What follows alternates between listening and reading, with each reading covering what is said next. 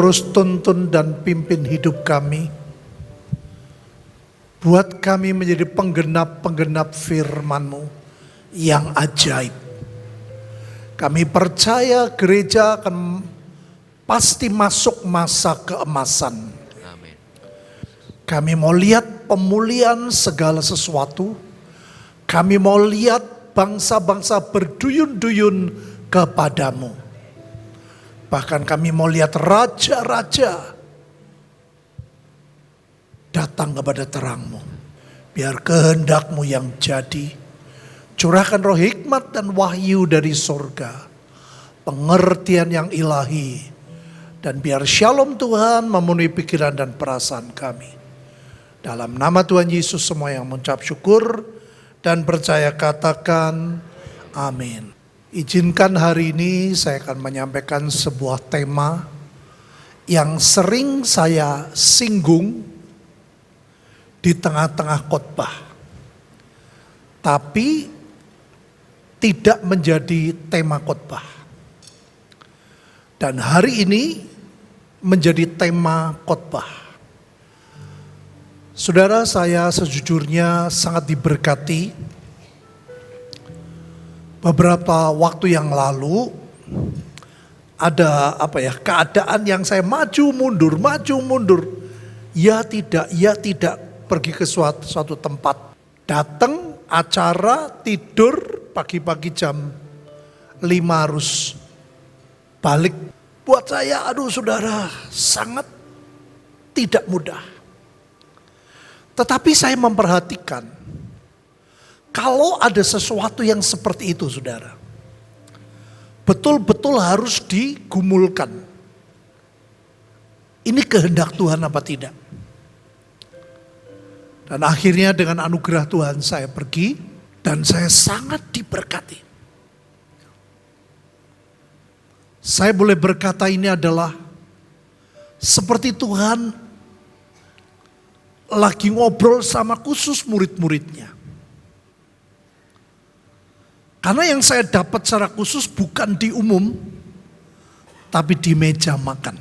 Disitulah saudara, saya makin tahu apa sih yang Tuhan sedang kerjakan di tengah-tengah kita. Apa yang harus dilanjutkan dalam waktu segera.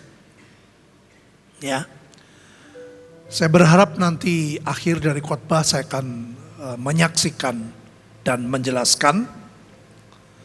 Tapi saya akan memulai dulu dengan pengertian-pengertian yang sekarang kita sedang lihat, yang sekarang kita sedang dengar.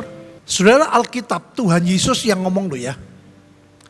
Kamu akan mendengar deru perang, kabar-kabar tentang perang. Namun berawas-awaslah.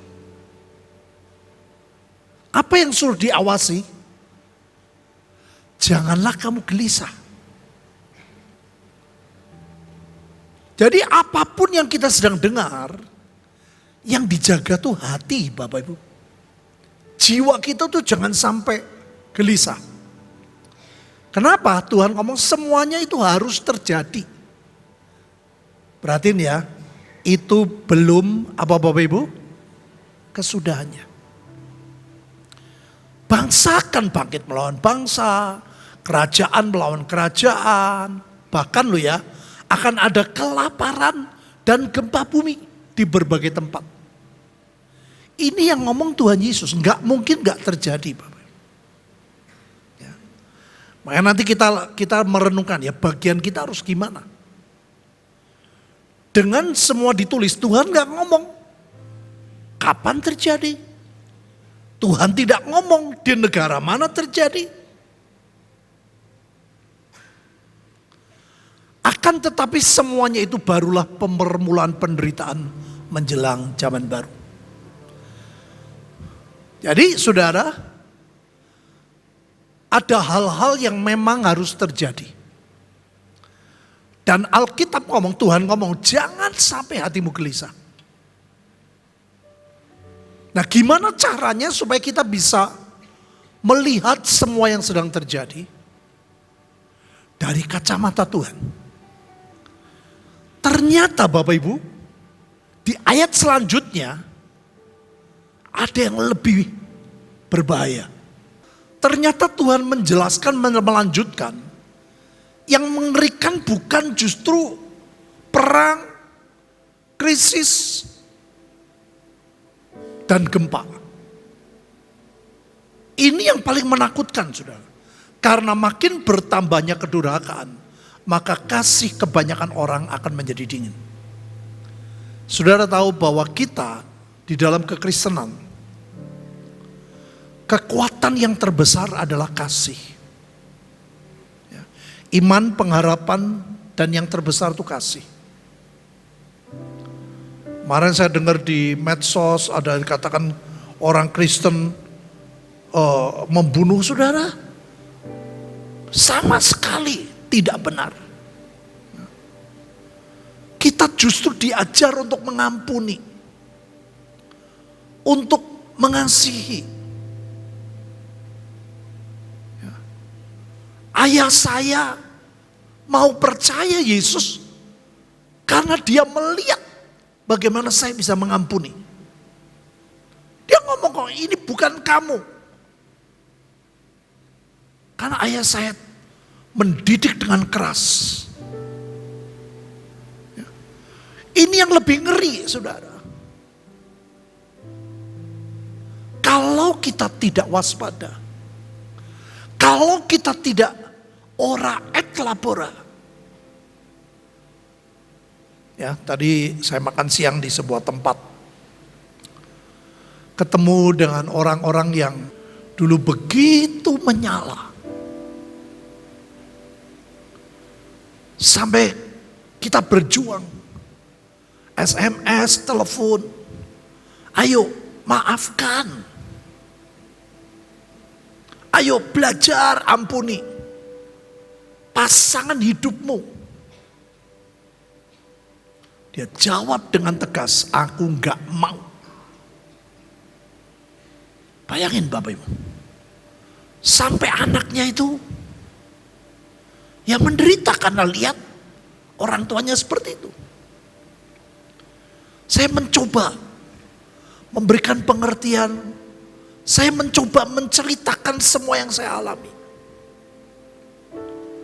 Jangan demi Tuhan yang gak kelihatan, demi anakmu. Anaknya jadi minder. Gak tertarik sama sekali, sudah. Sedih rasanya. Tadi siang makan tuh hatinya gak enak banget.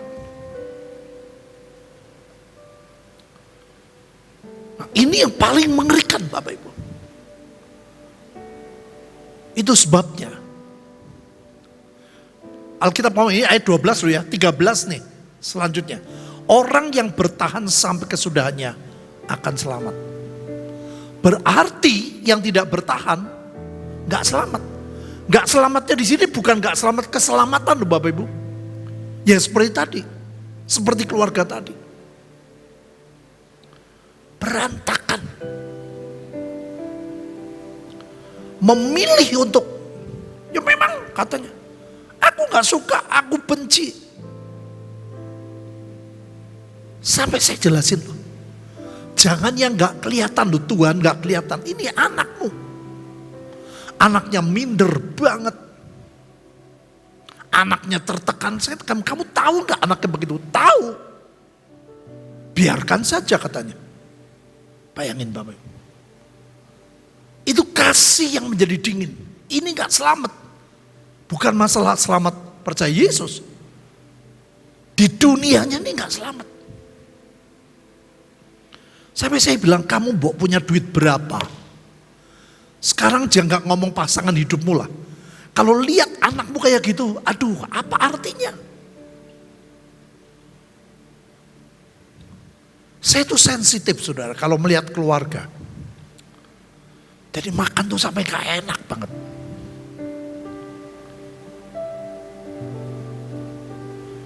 Dan itulah kekuatan dalam kekristenan adalah kasih, mengampuni. Nah Bapak Ibu kenapa? Karena Alkitab berkata Injil harus kerajaan akan diberitakan ke seluruh dunia. Menjadi kesaksian bagi semua bangsa. Jadi apapun yang sedang Tuhan izinkan terjadi, supaya kita tetap kuat. Supaya saudara dan saya tetap dalam pengharapan. Supaya kita punya iman, pengharapan dan kasih. Saudara mesti fokus kepada orang lain. Ada banyak orang yang perlu ditolong. Walaupun ada orang yang tidak mau ditolong. Injil kerajaan ini akan diberitakan di seluruh dunia menjadi kesaksian bagi semua bangsa. Sesudah itu barulah tiba kesudahannya. Jadi apa? Lama Bapak Ibu. Ini adalah fokus gereja. Jadi ini Bapak Ibu yang saya lihat minggu lalu. Ini yang saya sedang perhatikan. Dan saya sedikit ada malu, ada sedih, ada susah, ada senang. Justru mereka mengerjakan yang Tuhan janjikan 85%. Yang mayoritas di negara kita. Waduh, perjuangannya gak mudah saudara. 16 tahun lamanya mencari anak laki-laki yang datang dari jauh. 16 tahun lamanya berdoa, Tuhan kirimkan sesuai dengan janji, supaya kau bisa menggendong anak perempuan. Bayangin Bapak Ibu, saya kaget 16 tahun. Tapi kemarin saya melihat perjuangan yang begitu hebat. Bahkan menghasilkan anak-anak laki yang muncul dari dalam. Nah, ini saya kaget. Pada waktu saya ngobrol, ternyata saya baru ngerti. Anak laki-laki datang dari jauh. Itu bisa dari jauh. Tapi jauh ini artinya yang tidak terduga. Belum tentu orang luar, dari dalam Tuhan bisa pakai, Tuhan bisa bangkitkan, Tuhan bisa berkati dengan luar biasa. Yang percaya katakan, saya bilang Tuhan aku bersyukur aku boleh ada di tempat ini. Capeknya luar biasa Bapak Ibu. Acara selesai sampai jam 11, ngobrol di meja sampai jam 12, pulang ke hotel saya persiapkan, gak bisa langsungan sudah tahu saya baca Alkitab, deklarasi dan lain sebagainya, tidur jam 3 bangun. Saat teduh, karena jam 5 harus sampai di airport. Sampai geliang Bapak Ibu saya pulang. Padahal dokter saya sudah bilang, Pak jangan sampai kurang tidur. Setiap orang beda-beda. Saya cuma tahu Tuhan ada di tengah-tengah kita. Kalau Bapak Ibu memang bagiannya, kita mau fokus masa keemasan itu pasti terjadi. Saya bahkan berdoa orang kita dari kita banyak dipakai Tuhan dengan ajaib. Saya nggak mau dengar, saya nggak mau cuma mengharapkan anak laki-laki datang dari jauh. Yang dari jauh juga dari sini. Yang tidak kita duga. Bisa melihat ini Bapak Ibu, perpindahan. Saya lihat, anak-anak muda, ya. Saya bilang Tuhan aku percaya, buat kita ada akselerasi yang dari Tuhan. Ini yang mengerikan Bapak Ibu, ini kira-kira perang dunia itu seperti ini ketiga. Makanya kita berdoa, nanti saya jelasin ya, mengapa kita harus berdoa sebagai karena nih. Oleh ketiga malapetaka ini dibunuh sepertiga dari umat manusia. Ini yang kita perlu berdoa, Tuhan kalau boleh nanti ditahan bisa, diundur bisa. Karena umat pilihan dan orang yang dicintai Tuhan. Amin. Gak bisa dibatalkan. Saudara harus berdoa dan percaya sebelum ini terjadi. Pengangkatan terjadi. Ya. Memang Bapak Ibu ada pengajaran sebelum Tuhan datang. di tengah-tengah. Jadi ada masa kesukaran ringan, tengah-tengah, dan setelah kesusahan berat. Alkitab bilang di kitab Wahyu, mereka yang keluar dari kesusahan besar ada yang ditugaskan. Tapi kalau saya rasanya gak mampu. Makanya kalau saya lihat orang-orang di mana suruh nyangkal Yesus, langsung ditembak, mungkin kita cepet. Tapi lihat anak, lihat cucu mau disiksa, gak gampang. Saya merenung, saudara. Kalau saya mungkin gak mampu. Maka dari itu, saudara, Alkitab ngomong, ada dua hal yang harus kita lakukan. Nah, ini ora et labora di sini. Bahkan pertama bukan berdoa. Apa Bapak Ibu? Usahakanlah kesejahteraan kota di mana aku buang. Jadi waktu itu adalah Babel. Bayangin loh. Bangsa Israel dididik Tuhan. Dibuang ke Babel. Dalam penderitaan Tuhan bilang doakan. Saudara gak dibuang di Temanggung. Kita ditempatkan Tuhan di Temanggung. Amin Bapak Ibu. Usahakan. Saya tuh bersyukur banget lah, orang-orang kita tuh luar biasa. Terus memberi makan orang miskin. Dan itulah warna yang Tuhan berikan buat kita. Melatih memberi itu gak mudah. Nah ini yang kemarin saya dengar. Bayangin Bapak Ibu. Orang dari bangsa lain suruh mencintai negara lain. Sulit sekali. Dan mereka kesaksian. Ternyata kelemahan orang Kristen adalah uang. Baru berdoalah untuk kota itu kepada Tuhan. Sebab kesejahteraannya adalah apa Bapak Ibu? Tuhan gak berkata gempa bumi harus terjadi di mana. Saya percaya di tempat kita berdoa, Tuhan, setan gak bisa menyentuh. Percayalah Bapak Ibu. Ada Goshen di hidup kita, di keluarga kita, di jemaat yang Tuhan percayakan. Nah, saya bilang saya mau fokus aja lah dengan orang-orang yang mau nangkep, yang gak mau carpe diem. Untuk kita bersama-sama menuntun mereka yang dari kandang lain. Tapi lihat hadirat Tuhan di meja makan. Saya bilang, saya baru tahu kenapa Tuhan berkata, makan semeja dengan aku. Dari zaman Yusuf dengan Benyamin satu meja. Daud yang ngomong kepada anak Yonatan, semeja. Kisah Rasul, jangan makan semeja dengan orang yang tidak takut akan Tuhan. Saya bilang, Tuhan kau luar biasa. Mereka sedang melihat perpindahan, saudara. Cara-cara Tuhan yang ajaib, kekayaan itu pindah. Waktunya gak lama, saudara.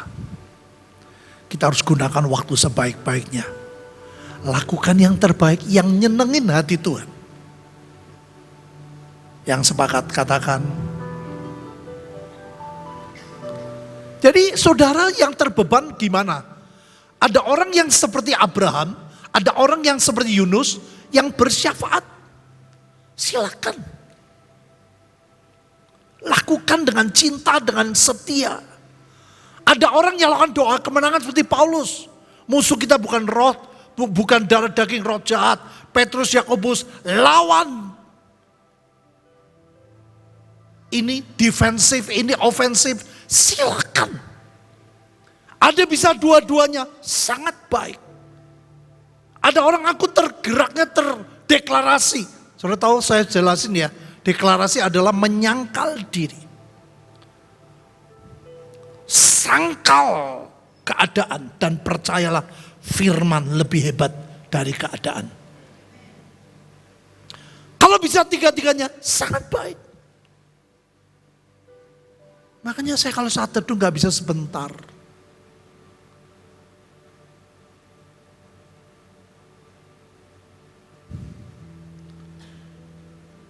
Saya berdoa ada Goshen di tengah-tengah kita, saudara. Yang percaya katakan,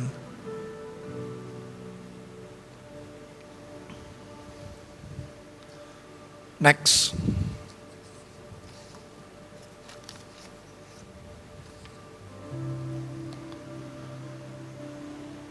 Saudara tahu, Goshen ini ternyata, saudara baca ya, disediakan Tuhan di zamannya Yusuf loh, sebelum Musa. Percayalah saudara, sebelum bencana terjadi, Tuhan sudah persiapkan yang terbaik. Yang percaya katakan, bukan hanya perlindungan di mana umatku tinggal sehingga di sana tidak ada terdapat pikat supaya engkau mengetahui bahwa aku Tuhan. Hanya di tanah Goshen tempat kediaman orang Israel tidak turun hujan. Goshen ialah wilayah subur Bapak Ibu. Di tepi delta Mesir diberikan firman pada Yusuf, bangsa Israel itu tempat tinggal. Tuhan bisa pakai siapapun untuk memberkati kita. Yang percaya katakan, Goshen bermakna mendekat. Saudara cuma mendekat kepada Tuhan. Mendekat kepada firman-Nya. Mendekat kepada hatinya. Yang Tuhan pengen apa walaupun kita gak cocok.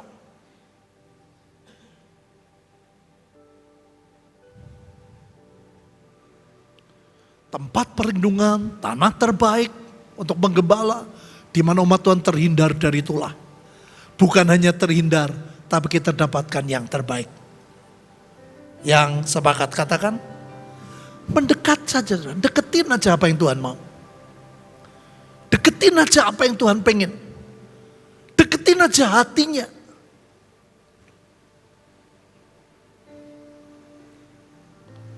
Saya sampai pikir, iya ya. Dari zaman Yusuf, Tuhan sudah persiapkan. Yusuf bilang sama bapaknya, ayo ke sini. Kelihatannya Firaun yang menyediakan, tidak. Tuhan yang menyediakan tetap. Amin Bapak Ibu. Ini bagian kita. Sebetulnya Yesaya 60 itu buat kedatangan Yesus yang pertama. Janji itu. Tapi pada waktu itu, Hanas dan Kayafas gak bangkit. Lihat ya. Tubuhnya tinggal di bait Allah. Rumah tinggal di sebelah bait Allah. Tapi hatinya jauh dari Tuhan. Makanya saya bilang saudara baca Alkitab, doa saat teduh. Saudara waktu Vincent Victor masih kecil Grace. Saya pernah anak saya Vincent, Pak aku tergerak ngasih handphone. Baru loh. Saya bilang sama dia, kamu kasih, Papa tidak akan belikan lagi. Kenapa saya ngomong gitu saudara? Supaya tidak berpikir nanti pasti dikasih Tuhan. Kamu pikir baik-baik, saya bilang kalau kamu tabur itu dulu untuk pembangunan ya. Papa tidak kasih uang untuk beli handphone. Saya ngomong gitu. Dan dia tetap kasih. Sekian lama tanpa handphone. Satu kali ada hamba Tuhan dari Jakarta. Dia ngomong, saya kok disuruh Tuhan kasih handphone ke anakmu. Siapa ini? Saudara Tuhan gak pernah lupa. Tapi gak usah mancing Tuhan. Dia sangat baik untuk saudara dan saya. Anak laki-laki dari jauh. Ternyata dari dalam bisa Tuhan munculkan orang-orang yang dia cerita loh pasarnya. Mendadak dapat berkat, dapat bisnis, dapat apa. Dan wow. Saya bilang sama istri saya, bukan cuma sewaktu-waktu, selama ini kita sewaktu-waktu. Saya bilang tiap bulan saya mau memulai. Untuk apa Bapak Ibu? Supaya rencana Tuhan terjadi. Dan yang Tuhan berkata melalui hamba Tuhan ini, tongkat estafet, jangan ke tempat lain. Kalau Tuhan pilih kita, hai engkau Bethlehem Efrata, sekali-kali kau bukan yang terkecil. Jadi waktu itu jelasin. Akhirnya terpaksa Yohanes Pembaptis. Ternyata Yohanes Pembaptis pun gak kuat. Begitu masuk penjara, dia ragu akan Tuhan. Makanya buat gereja Tuhan, buat kisah Rasul, dan sekarang kedatangan Tuhan yang kedua, Tuhan sudah kasih pelajaran. Yohanes Pembaptis pun gak bangkit, Bapak Ibu. Begitu masuk penjara, Tuhan, bener gak aku nunggu engkau? Apa ada orang lain? Berapa banyak hari-hari ini orang yang kecewa, sudah menuntut banyak hal. Makanya saya bilang dari saudara dari dulu, hidup jadi berkat harus jadi patokan yang kuat. Jangan disalami, nyalami, jangan ditegur, kita yang negur. Kita yang memberi, bukan diberi. Kalau sudah aku senangnya di rumah sakit didoain, rugi. Lebih baik kita datang ke rumah sakit mendoakan orang. Yang setuju katakan. Kalau sudah didoain disakit, lebih baik kita memberi, saudara. Bukan diberi. Alkitab yang terlebih bahagia. Bukan diberi enggak bahagia, terlebih bahagia. Karena ada banyak hal yang kau akan lihat di mana Tuhan tidak berhutang. Kenapa mesti bangkit Bapak Ibu? Karena ini, tadi saya bilang tadi, ada kegelapan, ini bencana, ada kekelaman, ini perang. Memang Tuhan izinkan terjadi. Tetapi terang Tuhan terbit atasmu, kemuliaannya menjadi nyata. Justru dalam sikon seperti ini, kita lihat kemuliaan Tuhan yang ajaib. Yang percaya katakan, tapi itulah memang harus dilakukan. Makanya saudara, kita doa Tuhan paksakan kehendakmu itu betul. Kekuatan Tuhan bisa mengalahkan kelemahan kita. Halo? Tuhan bisa merekayasa pikiran saya yang jelek. Bisa direkayasa. Yang percaya katakan. Yang percaya katakan. Karena ini Bapak Ibu lihat. Ini bagian dari Yesaya 60. Bangsa-bangsa berduyun-duyun tentang terangmu. Raja-raja kebenaran yang terbit bagimu. Saudara, jangan batalkan. Bilang Tuhan biar kehendakmu jadi. Amin Bapak Ibu. Dan kau lihat. Merasakan.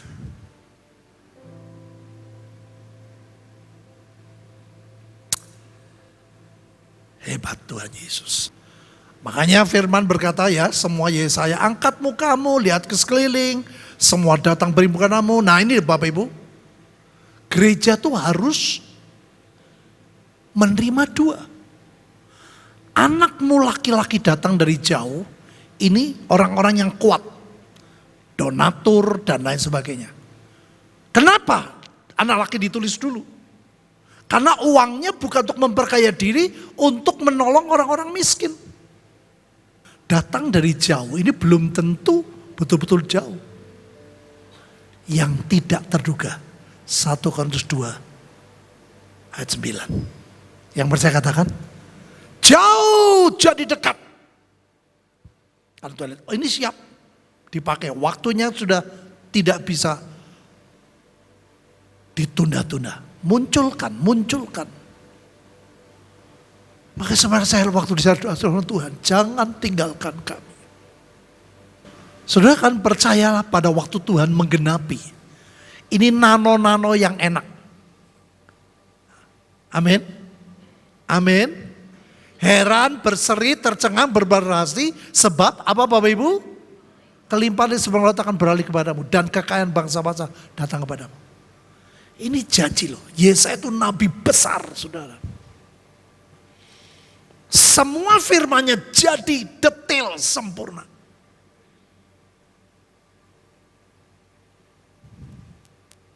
Awalnya saya pikir, waduh ini harus disampaikan untuk para pebisnis. Ternyata enggak. Siapa saja Tuhan bisa pakai. Yang percaya katakan, pengennya milih-milih, enggak saudara. Cara Tuhan berbeda sama sekali dengan kita. Bapak Ibu, ini yang paling ajaib. Dan saudara tahulah, di seluruh dunia yang paling banyak di mana? Ini yang membuat saya kemarin, aduh Tuhan. Tuhan maksa saya sama-sama. Kalau kamu mau dipakai, bangsa lain. Kalau kamu nggak dipakai, bangsa ini. Bayangin loh, segala. Kambing domba kedar berimpun kepadamu, domba-domba jantan nebayot. Ada tempat penggalian dekat-dekat kita. Amin Bapak Ibu. Kalau kita nggak mau dipakai, bangsa lain.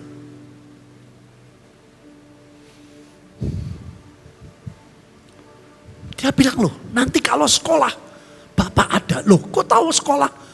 Tiap minggu dia dengerin khotbah. Saya akan pakai yang panjang, katanya. Saya akan potong. Guyonan, tapi nggak mau foto. Jadi Tuhan ngasih tahu ini loh. Tidak jauh. Miracle is in the house. Tidak jauh.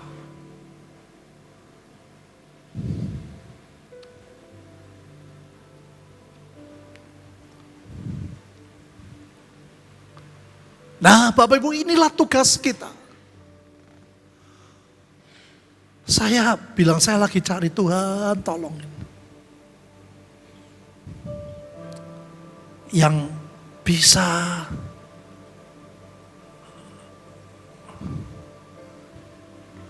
ada lagi padaku, kata Tuhan, domba-domba lain yang bukan dari gereja, bukan persekutuan doa, bukan yayasan. Domba-domba itu harus kutuntun. Harus kutuntun. Siapa gereja yang mau? Kalau Indonesia gak mau, negara lain. Mikirin Indonesia itu aneh, saudara. Mereka akan mendengarkan suaraku, mereka akan menjadi satu. Sekarang belum, saudara. Dulu saya pikir, saya pun ngomong sama sinode. Sinode bilang, loh tersedia dipersembahkan kepadaku, jadi mereka yang datang. Rumahku, mereka banyaknya gereja, banyaknya sinode tidak membuat rumah semarak. Yang terjadi banyak perpindahan. Kalau ini kan beda. Sulit diterima Bapak Ibu. Mereka akan mendengarkan, nantinya akan jadi satu. Sekarang belum. Saya bilang kepada sinode, sekarang belum. Sekarang bagian kita adalah Yohanes 10:16 yang mengerti sepakat. Katakan, kenapa Bapak Ibu? Kemuliaannya sedang pudar. Dijanjikan Tuhan kemuliaannya kan pudar, kita nggak tahu, dan sekarang sedang pudar. Seluruh dunia loh. Kenapa beliau mau buat buku Ofir? Karena saudara yang tidak kita duga yang kemarin loh. Itu ditulis di perjanjian lama. Di zaman Sodom Gomora. Mereka cari pintu gak ketemu, sekarang terjadi lagi. Dan mereka gak teriak. Mereka cuma doa Tuhan. Gak kuat. Mereka cari pintu gak ketemu. Saudara ingat firman Tuhan berkata, kalau aku membuka pintu gak ada yang sanggup. Kalau aku membuka pintu gak ada yang sanggup. Gak ada yang sanggup. Kalau aku menutup pintu gak ada yang sanggup. Itu Tuhan. Saya bilang hebat. Kenapa anak bungsu ngalami kayak gitu saudara? Hati-hati anak sulung. Anak sulung tuh gereja.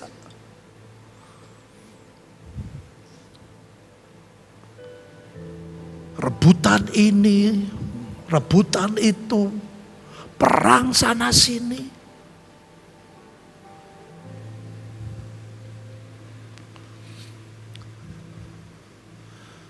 Ini keadaan yang sulit diterima. Hendaklah tiap-tiap orang tinggal di hadapan Allah dalam keadaan seperti waktu dipanggil. KTP-nya enggak berubah. Dan ini menjadi persoalan.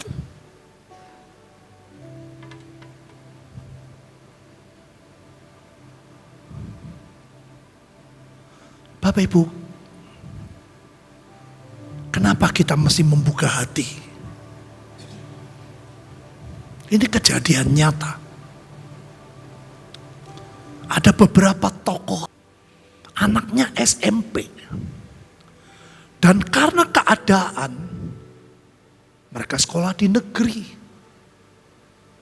Cari yang murah. Tapi banyak saudara keadaan yang tidak baik. Anaknya sudah percaya Yesus. Sudah lahir baru. Tapi kan guru-guru gak tahu. Kepala sekolahnya gak tahu. Yang saya ceritakan, yang mengerti katakan. Yang mengerti katakan. Mereka gak ngerti. Di satu sisi mereka lihat, wah ini orang luar biasa anak-anak ini. Di-push untuk menjadi mereka ya, grup mereka yang dulu. Anaknya gak mau kan? Anaknya gak mau kan? Anaknya gak mau kan? Halo, halo? Yang mengerti katakan? Gak mau. Nah guru bingung. Jadi mereka takut. Di satu sisi ada guru yang begitu baik. Sampai sempat goyang anaknya. Jadi bayangin Bapak Ibu, ini keadaan-keadaan yang tidak mudah. Jadi orang tuanya mencoba mencari sekolah Kristen. Dengan harapan minta keringanan, kalau boleh gak bayar. Sebisa-bisanya dia mau bayar. Bapak Ibu tahu, dari kepala sekolah, kepala yayasan sampai dipanggil pendeta. KTP harus berubah. Ortunya harus berubah. Baru keringanan. Baru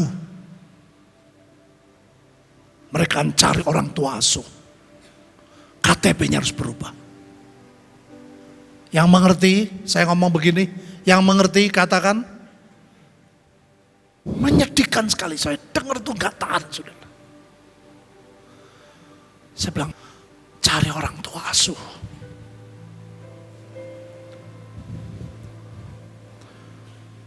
Nanti asrama itu pasti campur. Hanya pengen saudara dapat pendidikan yang baik. Saudara bisa bayangin kalau saudara jadi orang tua dari mereka. Makanya ada banyak Tuhan berkata, pada waktu aku datang, aku di rumah sakit, aku di penjara, engkau tidak lihat aku, engkau tidak temui aku. Ini di depan mata Bapak Ibu. Ini baru sedikit. Kalau orang tua yang normal selalu memikirkan anak dan cucu yang normal. Dan ini keadaan sudah dari kecil sampai SMP. Di lingkungan mereka. Sekarang anaknya SMP udah gede kan, sudah mulai ngerti. Ada guru-guru yang tahu mulai diajari untuk hidup yang lama. Makanya saya bilang saudara, ini enggak semua orang ngerti. Saya cerita sampai sini saudara yang mengerti katakan, menyedihkan. Makanya saya bilang saudara, ayo komitmen. Sampai akhirnya Bapak Ibu mereka prinsip ora et labora. Alkitab ngomong apa? Kalau nggak ada orang yang memberitahu, nggak mungkin orang tuh dengar Injil. Betul nggak? Harus ada orang yang memberi tahu. Demikian juga soal ini. Apalagi itu gak gampang di sebuah negara lain untuk negara lain. Makanya istrinya bilang, di negara kita ada banyak dan bukan orang-orang yang jahat. Kenapa masih jauh-jauh? Kamu gak salah, itu benar Tuhan. Bayangin.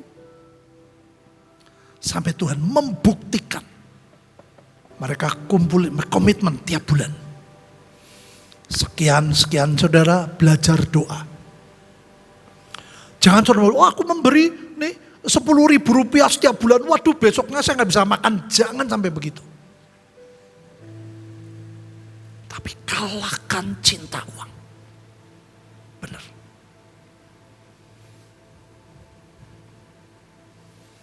Dan yang luar biasa saudara, saya ceritain. Kumpulin terus, mereka nggak tahu. Baru sekarang bisa beli tanah dan membangun dengan cepat. Kita sudah dikasih tanah. Saya tahu kenapa saya harus lihat, kenapa saya harus dengar itu semua. Gak enak di hati, gak enak.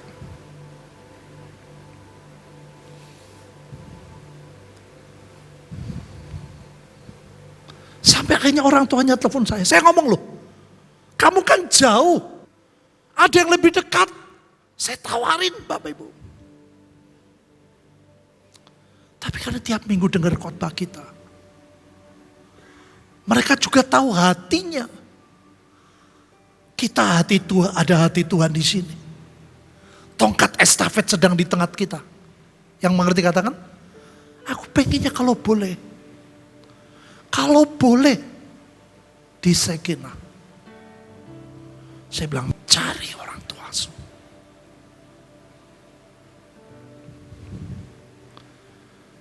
Mereka mau terima bahwa di kota itu bagus-bagus sekolahnya. Sekolah Kristennya bagus-bagus. Tapi tidak ada satu, dia bilang datang ke 3 sekolah. Yang mengerti ini, dijelasin ngerti. Ganti dulu KTP. Baru saya kasih keringanan. Saudara bisa bayangin kalau saudara jadi orang tuanya. Hampir dia kecewa. Kok seperti itu? Gereja kok seperti itu? Pendeta kok seperti itu? Makanya kalau saudara semua ngerti hati Tuhan ini. Kesampingkanlah yang buat jajan sedikit. Rela saudara gak jajan. Tapi tetap tiap minggu atau tiap bulan saya percaya.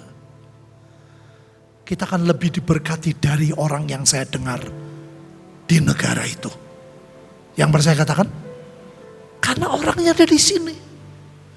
Karena orangnya di sini. Karena mayoritas ada di negara kita. Saudara bisa mengerti yang saya ceritakan, Tuhan ada di tengah-tengah kita. Kalau saya sudah punya hati, saya cerita gini itu enggak. Di sini kerasa saudara. Di sini kerasa. Saya percaya Tuhan ada di tengah-tengah kita. Yuk kita berdoa. Jauhkan kami mendirikan kerajaan sendiri. Jauhkan kami Tuhan membangun kerajaan sendiri. Biar setiap hati kami Engkau rubah jamah hati kami. Lepaskan dari yang jahat. Lepaskan dari yang buruk. Lepaskan dari yang tidak baik. Tanamkan hatimu di hati kami Tuhan. Engkau sedang kirim anak-anak bungsu. Engkau sedang merekayasa. Munculkan Tuhan kalau boleh anak-anak laki-laki di tempat ini. Bukan hanya dari jauh, tapi juga di tempat ini. Mampukan, ampuni kami. Engkau tidak pernah lihat nominal, tapi Engkau selalu melihat hati. Di mana hartamu berada, di situ hatimu berada. Tolongi Tuhan, tolongi. Kami percaya Engkau punya waktu yang terbaik. Membuat semuanya ajaib Tuhan. Kami hanya minta paksakan kehendak-Mu yang jadi. Paksakan, rekayasa. Kelemahan-kelemahan kami Engkau rubah menjadi kemuliaan-Mu Tuhan. Berdoa untuk keluarga-keluarga, suami istri, orang tua, anak. Beri hati mencintai-Mu. Berdoa buat orang tua, mengizinkan anak-anaknya, cucu-cucunya. Kami percaya Engkau lebih hebat dari apapun yang sedang ada. Kami terus menyangkal diri Tuhan. Engkau Yesus yang lebih hebat. Engkau Yesus yang tidak berubah. Engkau Tuhan yang sanggup melakukan apa yang manusia tidak sanggup. Kami terima dengan iman, dengan pengharapan, dengan kasih-Mu. Terima kasih Tuhan. Berkati roh, jiwa, keluarga, tubuh, ekonomi kami. Supaya kami menjadi pelaku dan penggenap firman-Mu. Kami terima berkat ini demi nama Bapa, Putra dan Roh Kudus. Nama yang ajaib, Tuhan Yesus. Nama yang menggenapi, nama yang melakukan. Bukan kami, tapi kasih karunia-Nya. Kami terima dalam nama Tuhan Yesus. Yang percaya katakan, amin.